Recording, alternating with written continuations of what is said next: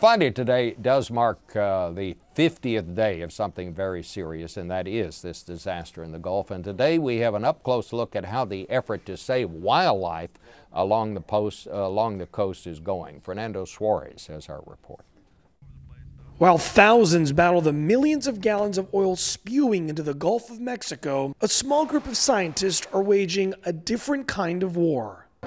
Oil is really gooey and it's not easy to get off. Jay Holcomb is the director of a wildlife recovery facility in Venice, Louisiana, and it's here where many of the oil-covered animals end up. So these birds were all 100% oil. Probably what happened was they saw fish, they plunge feed for fish and they dive for fish, but they don't understand what oil is, so they just go through the oil. Washing an oil-soaked animal is a tedious process. It takes 3 volunteers almost 1 hour to take a pelican from this to this.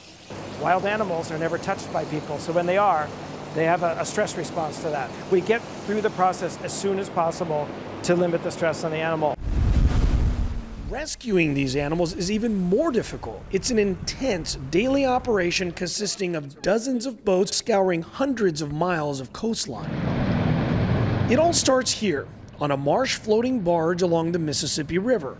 It's been converted into a command center by the U.S. Fish and Wildlife Services. Yeah, I want to say it's right here. It's right around Grand Isle. From here, rescue teams discuss strategy before setting off on what they call reconnaissance and recovery missions. Each team is then armed with never-before-used tracking devices. The best thing about this is you can see where the oil birds are being collected. You have to have real-time data to be able to plan that. And this way we're sending people to the right places at the right times. But out at sea, locating an oil-covered or injured animal is like finding a needle in a haystack. After more than 5 hours of searching, nothing turned up. I think it's good when we go out and we don't find oil birds or other types of wildlife. I hope we continue to go out and not find any, actually. Despite not finding any oiled cover animals while we were there, the U.S. Fish and Wildlife Service has collected more than 800 birds. And with oil continuing to spill into the Gulf, that number is sure to go up. Just this week, officials in Texas reported their first sighting of oil-covered birds. Fernando Suarez, CBS News, Venice, Louisiana.